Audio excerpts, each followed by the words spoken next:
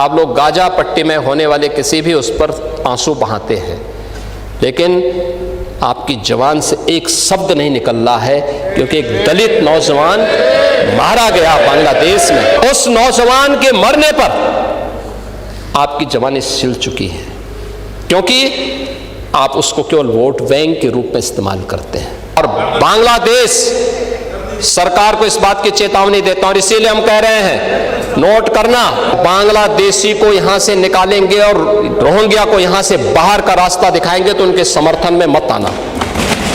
आप उस कार्यक्रम में नहीं थे, आएंगे भी नहीं आप लोग, क्योंकि आप लोग तो हर एक कार्य को आप वोट बैंक के नजरिए से देखते हैं। आपकी नियत है, आप किसान को वोट बैंक की नजर से देखते हैं, इसलिए कुछ किए नहीं। आप दलितों को वोट बैंक की निगाह से देखते हैं, इसलिए कुछ बोलते नहीं। इसलिए मैं कह रहा हूं ना, देखो बांग्लादेश में एक दलित नौजवान को कैसे जला दिया गया। आप लोग गाजा पट्टी में होने वाले किसी भी उस पर आंसू बहाते हैं, लेकिन आपकी जबान से एक शब्द नहीं निकल रहा है, क्योंकि एक दलित नौजवान मारा गया बांग्लादेश में। और उस नौजवान के मरने पर आपकी जबानें सिल चुकी हैं, क्योंकि आप उसको केवल वोट बैंक के रूप में इस्तेमाल करते हैं। ये भी तो राजनीति है। ये राजनीति नहीं है पांडे जी, ये राजनीति नहीं है, ये वो सच्चाई है जो आपकी तुष्टीकरण की नीति है, जिसके कारण बांग्लादेश बना है।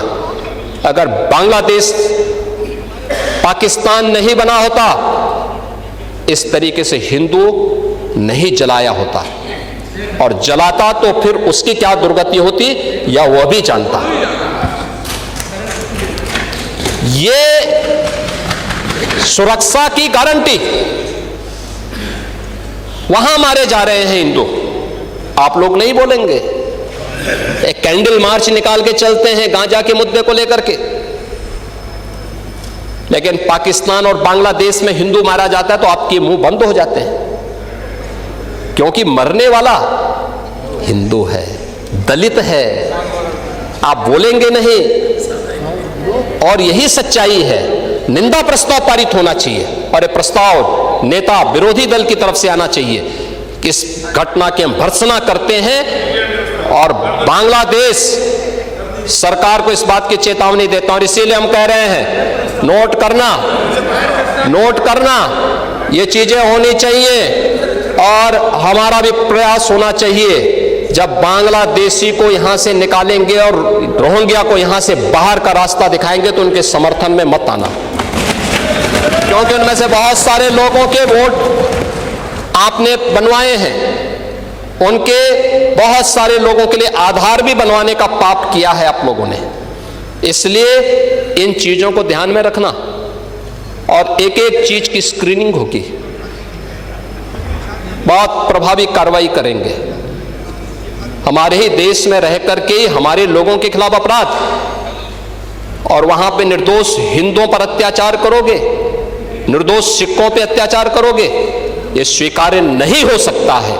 और यही आप करते हैं कि किसानों के बारे में भी आपका आचरण यही है। कल देखिए, शाही जी ने चौधरी चरण सिंह सीड पार्क का भी जमीन आवंटन का काम प्रारंभ कर दिया। अच्छा, किसान को अच्छा बीज मिले, अच्छी तकनीक मिले, कम लागत में ज्यादा उत्पादन। आपके समय में क्या होता था?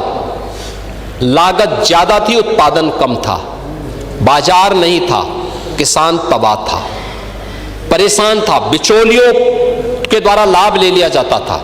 आज किसान सुरक्षित है, किसान को योजनाओं का लाभ मिल रहा है।